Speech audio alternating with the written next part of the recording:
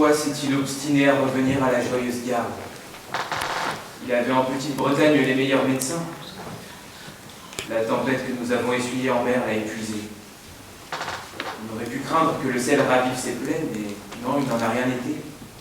Cependant, Lancelot, toute sa vie, a surmonté les pires épreuves physiques et Dieu sait qu'il en a connu depuis le jour où il a été fait chevalier. Pas d'assemblée, pas de tournoi dont il soit sorti sans blessure. Ses pieds ont été déchirés par la lame tranchante du pont de l'épée et ses mains par les barreaux de la chambre où Méléagant avait enfermé la reine. Il a survécu à l'empoisonnement de la fontaine aux vipères qui ne lui avait laissé ni peau sur le corps, ni ongles aux mains et aux pieds, ni cheveux sur la tête. Son corps était devenu aussi énorme qu'un tonneau. Or, rien n'a laissé de traces, pas plus les breuvages maléfiques de Brizal que les poudres de Morgane. Il a surmonté toutes les épreuves. Elles n'ont jamais altéré sa beauté. cependant, laissez-moi vous donner mon avis, Bohort.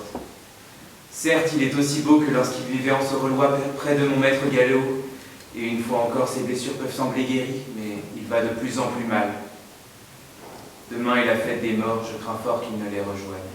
Il ne se remet pas d'avoir tué Gauvin, d'avoir perdu l'amour de son roi et la présence de sa reine. Mon maître Gallo disait que les blessures de l'âme sont parfois plus graves que celles du corps. Il en est qui ne pardonnent pas. La nouvelle que j'apporte ne le guérira point. La reine Guenièvre est morte. Elle avait fui le traître Mordred dans un couvent. Là, passant les jours brefs et les longues nuits d'octobre en prière, refusant de prendre la moindre nourriture malgré mes supplications et les objurgations de la mère supérieure, elle s'est laissée dépérir jusqu'à s'éteindre. N'ayant plus la force d'écrire et empruntant un peu de la mienne en serrant mes mains, elle m'a confié ces dernières paroles pour son chevalier. Hélas, Lancelot, vous qui étiez lion envers les félons et cœur de léopard contre les orgueilleux maîtres et seigneurs de tous par vos exploits, vous m'étiez soumis jusqu'à vous laisser couper en morceaux et mettre à mort plutôt que d'agir contre ma volonté.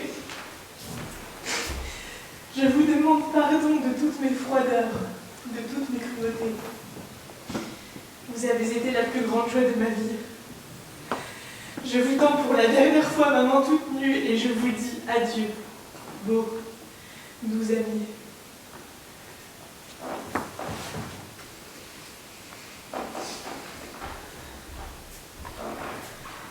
Mon corps est à elle, en état de veille ou de sommeil. Mes pensées sont à elle nuit et jour. Mon esprit ne tend que vers elle. Au ciel, mes nuages figurent son image. Mes yeux ne regardent que de son côté. Mes oreilles n'entendent de bonnes paroles que de sa voix. Elle vient de me parler. Mon âme, mon corps, tous mes sens lui ont appartenu depuis le premier moment. J'ai été soumis à son désir, sans pouvoir plus disposer de moi que le cerf ne peut se soustraire aux ordres de son seigneur. Maintenant, enfin, je suis autorisé à la rejoindre. Je sais où elle est. Quand vacillait Luciole, mouche dorée de la Saint-Jean, près d'un château sans châtelaine, la barque au bar carole chantant, sur un lac blanc et sous la laine des vents qui tremblent au printemps, vogue et signe, mourant sirène. Pourquoi me jeter au cours de la joie où je t'aime? En quelle joie étiez-vous donc? J'étais en compagnie de tous les saints. C'est aujourd'hui leur fête puisque nous sommes jour de Toussaint. Jamais je n'avais vu tant de monde assemblé. Soudain, une petite cohorte d'anges a posé parmi eux l'âme de mon cher cousin. Lancelot du Lac vient de mourir. Il est mort, alléluia. Quelle arrivée triomphale. Tous les saints pour l'accueillir. Hâtons-nous maintenant de déposer selon son vœu sa dépouille mortelle auprès de Gallo.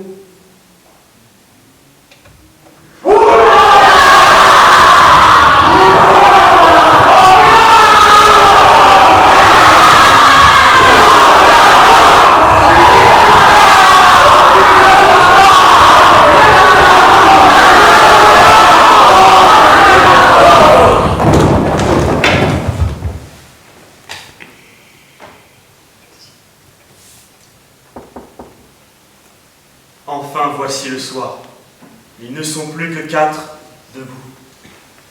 Girflé, blessé, qui ne peut plus se battre. Quai, blessé, dont les yeux sous un voile de sang s'égarent. Il ne sait s'il est mort ou vivant. Mordré s'approche. Il tient un glaive gros et fort, duquel il vient de décapiter Sagremort. La tête de ce preux va jusqu'au pied du roi, roulée sanglante. Alors Arthur, à grande voix, fou de douleur, crie « Sire Dieu, pourquoi? Pourquoi ?» Aux quatre coins du ciel, l'appel a retenti. La plaine le renvoie, les rochers ont frémi comme bouleversés en leur cœur de granit. Le roi entend l'écho qui roule jusqu'à lui. Plus prompte que l'éclair, Excalibur flamboie. Jusqu'au cœur de Mordré se ferait sa droite voix. D'un seul coup de l'épée, Arthur perce son fils.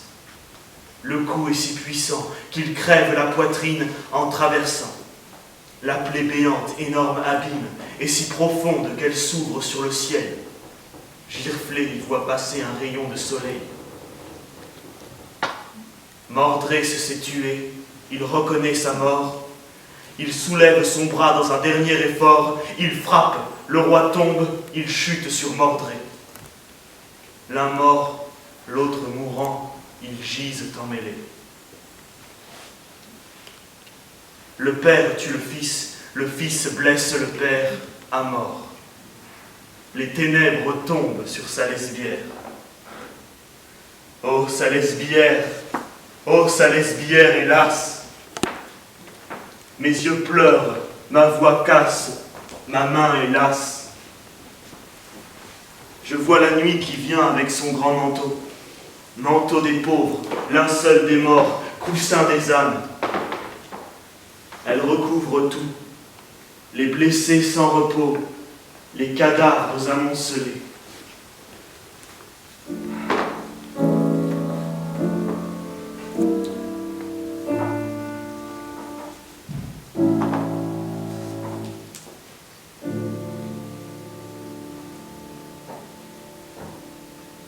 Au champ où la bataille fut livrée, dès que le ciel s'est voilé de nuit sombre, je vois en l'air combattre encore les ombres, des morts luttant avec férocité, hommes, chevaux en rang bien ordonnés, semblent là-haut se tuer en silence. Et les seigneurs menacés de leurs lances, ceux-là qui ont la lutte abandonnée, qui fait cela, ont les mortelles rages et plus de haine encore que de courage, ou bien sont-ils des démons curieux apparaissant au-dessus de la plaine,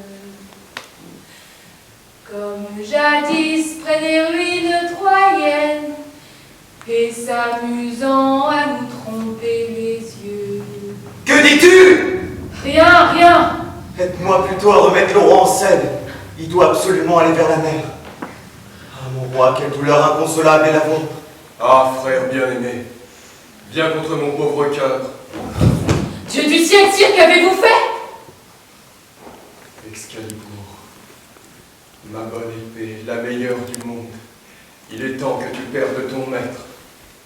Girflé, prends-la et cours avec les forces qu'il te reste, jusqu'à cette étendue grise que tu vois là-bas. C'est un petit lac juste avant la mer. Jette-la dans ce lac. Ah non, mon roi, vous ne pouvez agir ainsi. S'il faut que vous vous en sépariez, alors donnez-la moi. C'est un ordre. Va. J'ai fait votre commandement, sire. Qu'as-tu vu? Rien. Girflé, Girflé, tu m'épuises. Retournez et jette-la, car tu ne l'as pas fait. Ah, bonne et belle épée. Quelle pitié. Plouc. Adieu. J'ai fait votre commandement, sire. Qu'as-tu vu? Avant que l'épée ne tombe dans le lac, un bras en est sorti dont la main était noire. Elle s'est emparée de l'épée et elle a disparu avec elle. Par Dieu, je savais bien que ma fin était proche. Giroflée, il faut nous séparer maintenant. Adieu. Nous ne nous reverrons plus sur terre. Et va en paix. Tu as bien accompli ta mission. Ah non, mon roi, vous abandonner ici dans ces solitudes, ne plus vous revoir, jamais. Pars, Giroflée. Pars vite. Mais où voulez-vous donc aller tout seul? Vous ne pouvez quasiment plus marcher. Le roi, tournant le dos, ne répondit plus rien. Giroflée demeura un longtemps près de lui, puis comprenant qu'il ne lui restait plus qu'à obéir, il s'éloigna à grands pas vers une colline située à bien une demi-lieue. Comme il grimpait la colline, une grosse pluie se mit à tomber. Il s'abrita sous un pin et regarda dans la direction où il avait laissé le roi. La pluie s'arrêta, le jour commença de poindre. Giroflée se rendit compte alors qu'il se trouvait tout près de la mer. Un navire s'approchait, un navire plein de dames, à l'avant duquel se trouvait Morgane, la propre sœur du roi. Il vit le roi qui, traînant après lui son destrier, marchait vers le rivage. Plusieurs dames descendirent de la nef à sa rencontre, l'enveloppèrent dans un grand voile blanc et l'aidèrent à monter à bord. Le bateau s'éloigna, le cheval hennissant resta seul au rivage. Giroflée comprit alors qu'il avait été le dernier homme à voir Arthur vivant.